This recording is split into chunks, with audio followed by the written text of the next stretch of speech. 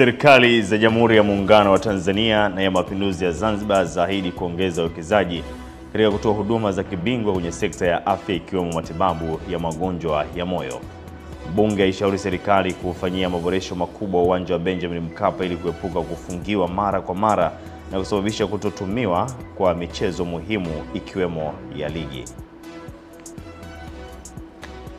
Ujambo, hii ni Asubuhi Njema kutoka hapa Channel 10 Kilicho Bora. Mimi ni Emmanuel Mwakapotela. Serikali ya Jamhuri ya Muungano wa Tanzania na ya Mapinduzi ya Zanzibar zimeahidi kuongeza uwekezaji katika kutoa huduma za kibingwa na bobezi kwenye sekta ya afya ili kuhakikisha vituo vyote vya afya nchini vinatoa huduma bora ikiwemo huduma za kutibu maradhi ya moyo. Takwimu za dunia zinaonyesha kuwa takriban vifo milioni 20 vinatokea kila mwaka kutokana na tatizo la magonjwa ya moyo, huku Tanzania ikiwa sehemu ya dunia. Takwimu zake zinaonyesha 13% ya vifo vyote vinasababishwa na maradhi ya moyo. Takwimu hizo zinabainishwa katika hotuba ya Rais wa Jamhuri ya Muungano wa Tanzania Dr. Samia Suluhu Hassan iliyosomwa na makamu wa pili wa Rais wa Zanzibar Hemed Suleiman Abdullah wakati akifungua mkutano wa 3 wa kimataifa masuala ya moyo unaofanyika Zanzibar. Tumeambiwa kuwa magonjwa haya yanachangia vifo takriban milioni 20 kwa mwaka. Idadi hii ya vifo ni sawa na kupoteza wastani wa watu 50 kila siku. Idadi hii ni kubwa na tunapaswa kuweka misingi imara ya kuzuia hali hii. Aidha, hapa nchini kwetu takwimu zinaonyesha kuwa takriban watu milioni 4.9 wanasumbuliwa na magonjwa haya ya moyo, ambayo pia yanachangia takriban 13% ya vifo vyote vinavyotokea nchini. Hii inaonyesha ukubwa wa tatizo la magonjwa yasiyoambukiza hasa ya moyo yanayochangia kwa 1% kubwa, na ni wazi kuwa umuhimu wa elimu ya magonjwa yasiyoambukiza hususan ya moyo inahitajika sana kwa jamii zetu ili kupunguza athari za magonjwa haya ikiwemo vifo. Mkurugenzi mtendaji Taasisi ya Moyo ya Jakaya Kikwete Dr. Peter Kisenge katika mkutano huo akabainisha hali halisi ya magonjwa ya moyo Tanzania bara, huku Katibu Mkuu Wizara ya Afya Zanzibar naye akaweka wazi hali halisi ya magonjwa ya moyo Zanzibar na vifo vitokanavyo na gonjwa hilo. Magonjwa ya moyo kwa upande wa Tanzania tumefikia karibu yasiyoambukiza ni karibu 13%, na upande wa watoto ambao tunawascreen wanaokuja pale Jakaya karibu 52% wana haya matatizo, na wengi wao wanakuwa na matatizo ambayo wamezaliwa nayo. Hali ya maradhi ya moyo Zanzibar bado ni mzigo, kwani inakadiriwa kuwa 13% mpaka 18% ya vifo vyote vinapotokea hospitali vimesababishwa na maradhi ya moyo na mishipa ya damu. Naibu Waziri wa Afya Tanzania Dr. Godwin Mollel kwa upande wake akabainisha baadhi ya hatua za kukabiliana na magonjwa ya moyo hasa eneo la vifaa tiba. Kuna nesi mmoja pale Muhimbili Mlongazira alibuni, kulikuwa na naniza kusaidia watoto wanaozaliwa kabla ya wakati, mashine inanunuliwa zaidi ya milioni 20, lakini akatengeneza ya kwake ambayo ukiangalia ni milioni 1.6, lakini inafanya kazi ile ile ambayo ingefanya ile ambayo tunanunua milioni 20. You can imagine, ukiangalia hii ya kwake na hii ingine ina nguo nzuri, hii yake ina nguo mbaya, lakini inafanya kitu kile kile. Maana yake tunahitaji sasa tuweze, nikiangalia kila mipango yetu, hata nikisoma kila mtu, naomba mtu, kwa sababu mlitusukuma tukafikia hapa, tusukumeni tena kuwekeza kwenye watu kama hao wenye ubunifu, na hata kama hao ikiwezekana kununua vitu kwao, tununue vitu kwao kuwajengea uwezo wa kiuchumi ili tupate solutions za ndani. Mkutano huo umehudhuriwa na wataalamu mbalimbali wa masuala ya afya ya moyo na tiba wa ndani na nje ya Afrika, nchi 25 zikitajwa kushiriki mkutano huo. Juma Kasim, Channel 10 Zanzibar. Mkuu wa mkoa wa Mwanza Said Mtanda amemwagiza mkandarasi anayetekeleza ujenzi wa daraja la Mabatini kampuni ya Nyanza Road Works kukamilisha ujenzi wa daraja hilo Novemba mwaka huu ili kutatua kero ya msongamano wa magari inayotokana na mafuriko katika eneo hilo. Kwa miaka kadhaa, daraja la Mabatini limekuwa likitajwa kama chanzo cha simanzi kwa familia nyingi kwa kusababisha maafa, upotevu wa mali za wafanyabiashara na makazi ya watu kutokana na mvua kubwa zinazosababisha daraja la awali kushindwa kuhimili mafuriko kutokana na ufinyu. Serikali kwa kutambua umuhimu wa daraja hili katika shughuli za kiuchumi, kimaendeleo na kijamii, imetenga shilingi bilioni 6.3 kutekeleza ujenzi wake unaotarajiwa kukamilika Novemba mwaka huu kulingana na makubaliano yaliyopo kwenye mkataba kati ya serikali na mkandarasi. Saidi Mtanda ni mkuu wa mkoa wa Mwanza. Time frame ambayo imetolewa ya mwezi wa 11, Engineer Ambrose, ni lazima iwe mwezi wa 11. Hatutaki tuje tena hapa baadaye tuelezwe sababu. Kazi ya kupanga mawe ni baada ya siku 5 tutakuwa tumemaliza. Kwa baada ya siku 5 kumaliza, kazi ya kumwaga zege tutaifanya usiku na mchana. Tunaanzia zege lini? Kwa hiyo wewe ukichelewesha kazi yangu, na mimi najua nifanye nini dhidi yako. Sasa usinifikishe huko. Tumeelewana bwana? Tunaelewana? Ujenzi wa daraja hili unasimamiwa na wakala wa barabara mkoa wa Mwanza TANROADS, wakiahidi kuwa watahakikisha kazi hii inafanyika usiku na mchana. Tunajenga na barabara unganishi pande zote mbili ambayo itakuwa na upana wa mita 14, lakini itakuwa na mabega ya mita 1.5 na kutakuwa ni njia 4 tunajenga. Vumbi imekuwa ni changamoto. Tunamuomba mkandarasi pia aweze kuwatendea haki wananchi kwa sababu imekuwa ni changamoto, watu wanaugua. Kuhusu urejeshwaji wa miundombinu ya maji iliyoondolewa ili kupisha ujenzi wa daraja hili, kaimu mkurugenzi wa mamlaka ya maji safi na usafi wa mazingira jijini Mwanza MWAUWASA Nelly Msuya amesema huduma ya maji imesharejeshwa. Tumeweza kufunga bomba hili la 500 ili maji sasa yaweze kupita. Kuna bomba lingine hapa la 450 kwenda katika kituo kikuu cha Mabatini. Kwa maana hiyo sasa kazi hiyo tuliifanya usiku na mchana. Hadi sasa ujenzi wa daraja la Mabatini umeshafikia 10%, zikisalia 90 ambazo mkuu wa mkoa wa Mwanza Saidi Mtanda ameelekeza muda uliosalia unapaswa kutumiwa vizuri na mkandarasi na kwamba hakutakuwa na nyongeza ya muda ifikapo Novemba mwaka huu. Henry Kavirondo, Channel 10, Mwanza. Wanafunzi wa shule za msingi na sekondari katika halmashauri ya mji wa Handeni mkoani Tanga wametakiwa kutoa taarifa pindi wanapofanywa vitendo vya ukatili na unyanyasaji wa kijinsia ili hatua kali za kisheria zichukuliwe dhidi ya wahusika kwa lengo la kukomesha vitendo hivyo kwenye jamii. Wito huo umetolewa na timu ya wataalamu wakiwemo mawakili pamoja na wanasheria wanaoendelea na kampeni ya kitaifa ya msaada wa kisheria wa Mama Samia kwenye halmashauri hii, ambapo wakiwa kwenye shule ya msingi na sekondari zilizopo kata ya Konje, wataalamu hao wakiongozwa na wakili wa serikali mkuu kutoka Wizara ya Katiba na Sheria Bwana Emmanuel Mbega wamesema, paza sauti, useme jambo lolote unaloliona ambalo halina afya kwenye makuzi na malezi ya watoto. Tunaelewana vizuri? Yes. Useme, lazima ujue kwamba una ulazima wa kutamka na usiogope. Lazima usiwe na hofu. Unapokuwa na hofu, madhara yake ni makubwa. Vitendo hivi kwenye jamii havikubaliki. Lakini kuna jamii zinajua kabisa kwamba pale kwa mzee Abdalla kuna mtoto wa kike aendi shule kwa sababu baba yake hataki kumpeleka shule na watu wamsemi. Uongo. Kuna watoto wengine ni walemavu, si ndio? Lakini kwa sababu tu ni mlemavu wanamficha ndani, hawataki kufanya nini? Kumpa haki ya elimu. Baadhi ya wanafunzi wa shule hizo wanaeleza changamoto za ukatili na unyanyasaji dhidi yao, huku wakitoa pongezi na shukrani baada ya kufikiwa na kampeni hiyo ya msaada wa kisheria. Tunakutana na vikwazo vingi sana, hasa changamoto kutokana na bodaboda, wazazi nyumbani, wazazi wengine hawataki kuwasomesha watoto wa kike kwa sababu wanahisi kama mtoto wa kike ukimsomesha atabeba tu ujauzito alafu utakuwa mpoteza tu gharama. Kwa hiyo tunashukuru kwa kupata elimu hii hapa kwa sababu tutaelekeza na wazazi wetu nyumbani namna ya kupambana na baadhi ya vikwazo ili watoto waweze kusoma vizuri. Tumeona kabisa madhara kama kwenye ukeketaji wa watoto, kuna madhara kama vifo, kupoteza damu nyingi na wengine hawafiki mashuleni. Hii elimu tumepokea vizuri kwa sababu tutaenda kuwafundisha na wenzetu nyumbani ili tuweze kujikinga na ukatili wa kijinsia. Akieleza ukubwa wa changamoto ya ukatili wa kijinsia kwenye halmashauri ya mji wa Handeni, mwenyekiti wa halmashauri hii Musa Mkombati amesema watoto wanabakwa, wanalawitiwa, watoto wanapewa ujauzito wakiwa na umri mdogo. Watu wa ustawi wa jamii wamefanya kazi yao kubwa iliyotukuka, lakini wanakwama mahakamani kwa sababu hatukuwa na msaada huu. Imani yangu ujio wa timu hii ya msaada wa kisheria unakwenda kusaidia kumaliza changamoto hizi. Kutoka wilayani Handeni mkoani Tanga, mimi ni Ernest Mbez, Channel 10.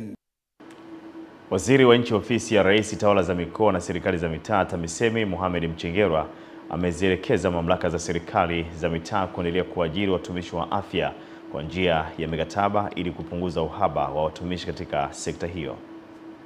Waziri Mchengerwa ametoa agizo hilo jijini Dodoma wakati akiahirisha mkutano wa mwaka wa waganga wafawidhi wa vituo vya kutolea huduma za afya ngazi ya msingi. Nichukue fursa hii pia kuzielekeza mamlaka za serikali za mitaa kuendelea kutumia fursa ya kuajiri watumishi kwa njia ya mikataba ili kupunguza pengo lililopo la watumishi katika maeneo yenu. Katika kipindi cha miaka 4 iliyopita, serikali imeweza kuajiri wataalamu wa afya wapatao 25,920 wa kada mbalimbali za afya na itaendelea kutoa vibali vya ajira kwa kila mwaka ili kupunguza uhaba uliopo. Aidha, Mchengerwa amewaelekeza wakurugenzi wa mamlaka za serikali za mitaa nchini kutowaondoa kwenye nafasi zao waganga wafawidhi wa vituo vya afya ngazi ya msingi kwa utashi wao, bali wafuate taratibu za kuwapima kiutendaji. Ninawaelekeza wakurugenzi wa mamlaka ya serikali za mitaa, waganga wafawidhi wasiondolewe kwenye nafasi zao. Kwa mganga mkurugenzi, umenisikia vizuri. Ni mpaka taratibu za kupimwa utendaji wao, na iwapo itabainika kwamba kuna changamoto za kinidhamu, changamoto za kimaadili au changamoto nyingine kubwa ambazo zinapelekea kuondolewa kwenye nafasi yao, si kwa utashi wa mkurugenzi wa mamlaka ya serikali za mitaa, ninawataka watumie vigezo vya utendaji au kupima upimaji wa ubora. Akisoma risala mbele ya mgeni rasmi, katibu wa waganga wafawidhi nchini Emmanuel Shani amesema licha ya juhudi za serikali za kupambana na upatikanaji wa dawa nchini, lakini bado kuna upungufu wa watoa huduma, huku mwenyekiti wa waganga wafawidhi Florence Hillary akielezea mpango wa serikali katika kuboresha makazi ya watumishi wa kada hiyo ya afya. Kwa ukosefu ni pamoja na wataalamu wa dawa za usingizi, wataalamu wa mionzi yani radiolojia, fundi sanifu vifaa tiba, biomedical engineering, wasaidizi wa hesabu, wahasibu pamoja na kada zingine. Serikali imeendelea kuboresha mazingira ya watumishi kwa kujenga nyumba katika vituo vya kutolea huduma, ambapo kwa mwaka 2023-2024 jumla ya nyumba 41 zimejengwa na kukamilika, na kwa mwaka 2024-2025 jumla ya nyumba 24 zimeendelea kujengwa. Kutoka jijini Dodoma, Roda Simba, Channel 10.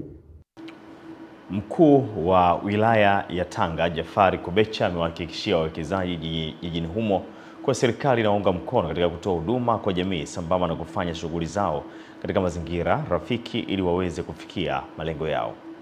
Kauli hiyo ameitoa wakati akikabidhi tani 25,000 za saruji zilizotolewa na kiwanda cha Maweni Limestone na kuzikabidhi kwa taasisi mbalimbali kwa lengo la kuendeleza miradi ya maendeleo. Sisi tuko karibu na jamii na hasa viwanda vyetu hivi na makampuni haya yanayowekeza katika wilaya yetu ya Tanga. Lakini vile vile nitumie rai hii kuwaomba wale wanaopaswa kutoa kodi za halmashauri watoe kile ambacho wanapaswa kulipa kwa mujibu wa sheria, basi walipe halmashauri ya jiji ili na wenyewe waweze kujiendesha. Miongoni mwa wanufaika wa msaada huo ni pamoja na halmashauri ya jiji la Tanga, magereza, vituo vya polisi, jeshi la zimamoto pamoja na taasisi za dini. Chochote unachotoa kinatakiwa kiwe documented na kielezeke umefanya nini, ili jamii ikija kuuliza manufaa ya viwanda hivi, basi manufaa yaonekane. Manufaa mengine ni ya moja kwa moja, mengine huwezi kuyaona kwa moja kwa moja. Lakini mimi mwenyewe kama mkurugenzi, viwanda hivi ndio vinachangia karibu 50% ya mapato ya halmashauri. Katika eneo la kulipa kodi, kodi ni muhimu, kodi ni haki ya wananchi, ili sisi tuweze kutekeleza yale majukumu yetu matatu tulokasimiwa kwa mujibu wa sheria namba 8 na namba 9. Kutoka Tanga, Raya Kipingu, Channel 10. Mamlaka ya maji safi na usafi wa mazingira mjini Nzega, Nzuwasa imepanua wigo wa mfumo wa malipo kabla ya kuongeza mita za maji hadi kufikia mita zipatazo 550 ambazo zimefungwa kwa kaya zaidi ya 14,500, ikiwa ni utekelezaji wa mpango wake wa kuondoa malalamiko kati ya mamlaka ya Nzuwasa na watumiaji wa huduma za maji wilayani humo. Mji wa Nzega kwa sasa umefikia zaidi ya 99% ya upatikanaji wa maji safi ikilinganishwa na upatikanaji wa huduma hiyo kwa miaka mitatu iliyopita. Pamoja na upatikanaji huo wa maji, sasa mfumo wa malipo kabla umepewa kipaumbele kutokana na kuwa na manufaa makubwa. Serikali wilayani humo inafuatilia kuona hali ya upatikanaji wa huduma hii, ambapo mkuu wa wilaya Nzega Naitapwa Kitukai amepita nyumba kwa nyumba kuona namna mpango huu unavyofanya kazi. Hizi mita zinauzwa bei ghali sana.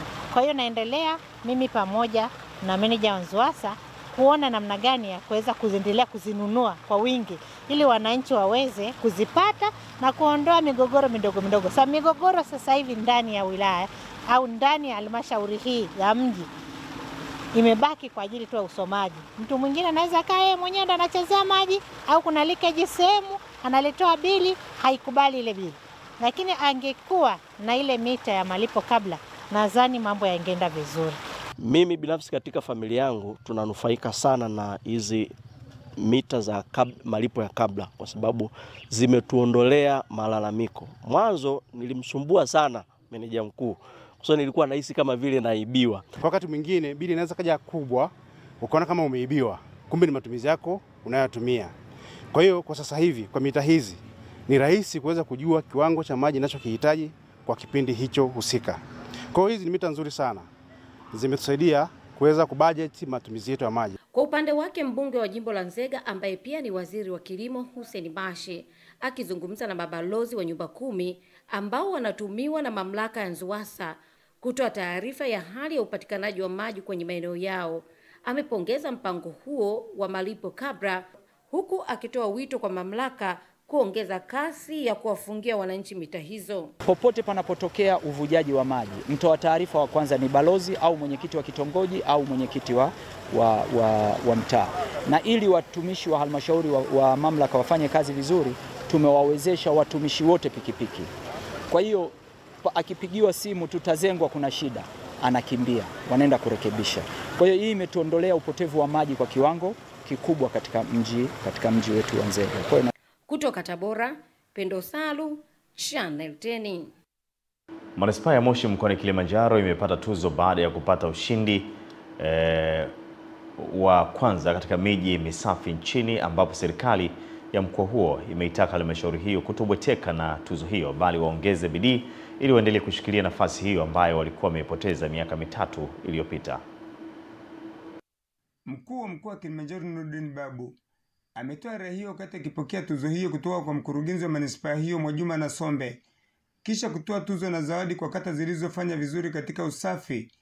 Zoezi lilienda sanjari na kuzindua gari la kuzoa taka lililonunuliwa na halmashauri hiyo kwa fedha za mapato ya ndani. Kilimanjaro tunapata heshima, kwanza ni mshikamano wetu, pili ni umoja wetu, lakini la tatu ni kuheshimiana.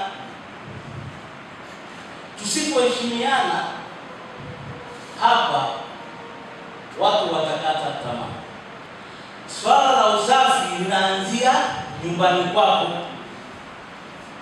Yaani wewe ukikaa nyumbani kwako usipokuwa msafi, manake na hii jamii inayokuunga itakuwa hivyo. Mheshimiwa mkuu wa mkoa, leo tunavyoongea hivi tumekuwa washindi wa kwanza manispaa namba 1 katika manispaa zote nchi nzima. Ni jambo kubwa sana, ni jambo kubwa sana. Kwa sasa tumepata tuzo, imetupa nguvu, lakini pia tumeongeza vifaa kwa ajili ya kuendelea na kazi. Maelekezo yote ambayo umetupatia pale ndani tunakwenda kuyasimamia kuhakikisha kwamba mji wetu wa Moshi unaendelea kuwa safi na unaendelea kuwa kinara katika uhifadhi wa mazingira na usafi wa mazingira pia. Mwajuma Nasombe ni mkurugenzi wa manispaa ya Moshi.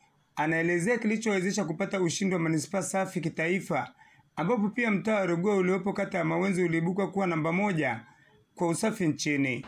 Sisi wenyewe kwa maana mimi mkurugenzi na timu yangu mstahiki meya na baraza lake la madiwani tumekuwa watu ambao tumeamua kufanya kazi hii na kuhakikisha tunairejesha manispaa ya Moshi kuwa namba 1 kiusafi. Tumefanya vitu vifuatavyo. Kwa tukaja na mkakati kwanza kuhakikisha tunatoka kwenye kuzoa taka sisi wenyewe, tuna badala yake tunazigawa zile kata kwa kutangaza mawakala.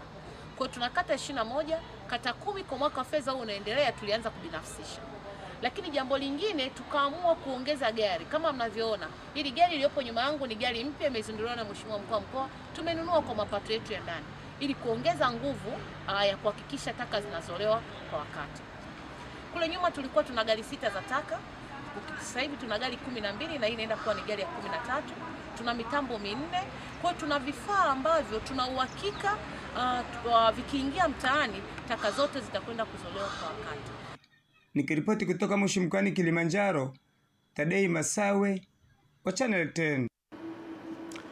Taasisi ya kumbukizi ya Mwalimu Julius Kambarage Nyerere imemwenzi baba wa taifa hayati Julius Kambarage Nyerere aliyefikisha miaka 103 toka kuzaliwa kwake kwa kufanya usafi katika hospitali ya rufaa ya mkoa wa Dodoma na kuwapa zawadi wagonjwa. Juhudi zako Nyerere, ona amani.